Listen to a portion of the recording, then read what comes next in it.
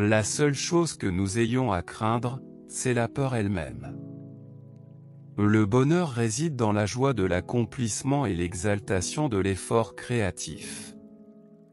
Le test de nos progrès ne réside pas dans l'accroissement de l'abondance de ceux qui ont beaucoup, mais dans notre capacité à fournir suffisamment à ceux qui ont trop peu. Nous ne pouvons pas toujours bâtir l'avenir pour notre jeunesse, mais nous pouvons bâtir notre jeunesse pour l'avenir. La seule limite à la réalisation de demain, ce sont nos doutes d'aujourd'hui. Les hommes ne sont pas prisonniers du destin, mais seulement prisonniers de leur propre esprit.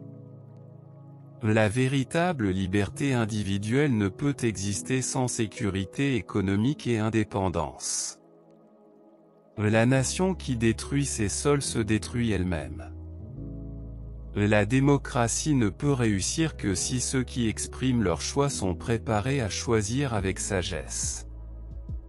Je vous demande de me juger par les ennemis que je me suis fait. Nous devons être le grand arsenal de la démocratie.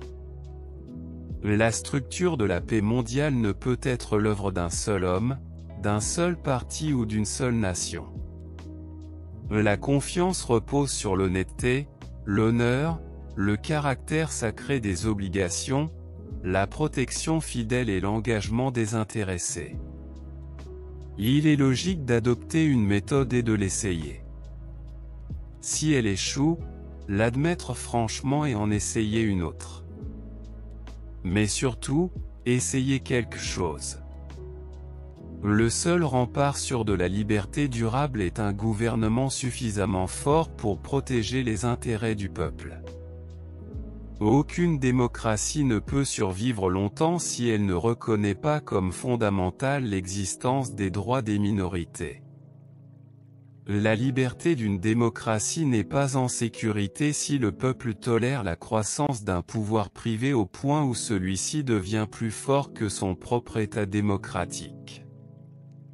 Nous devons scrupuleusement protéger les droits civiques et les libertés civiles de tous nos citoyens, quelles que soient leurs origines.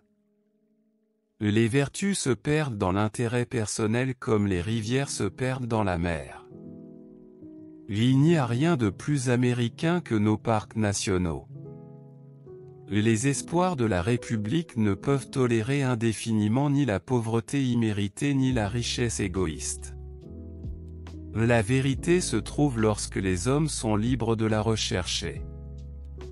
Nous avons toujours maintenu l'espoir, la croyance, la conviction qu'il existe une vie meilleure, un monde meilleur, au-delà de l'horizon. Le moment historique où nous nous trouvons est plein de promesses et de dangers. L'école est la dernière dépense sur laquelle l'Amérique devrait accepter d'économiser. La véritable sauvegarde de la démocratie, c'est donc l'éducation. Nous devons nous rappeler que toute oppression, toute injustice, toute haine est un coin enfoncé pour attaquer notre civilisation. L'écrasante majorité des Américains possèdent deux grandes qualités, un sens de l'humour et un sens de la mesure. La seule chose qui se dresse entre un homme et ce qu'il veut dans la vie est souvent simplement la volonté d'essayer et la foi en la possibilité de réussir. Les véritables dirigeants de notre démocratie ne sont pas le président, les sénateurs, les députés et les fonctionnaires, mais les électeurs de ce pays. Le monde doit être rendu sûr pour la démocratie. La seule chose qui pourra racheter l'humanité, c'est la coopération. L'avenir appartient aux dirigeants politiques avisés qui comprennent que le grand public s'intéresse davantage au gouvernement qu'à la politique.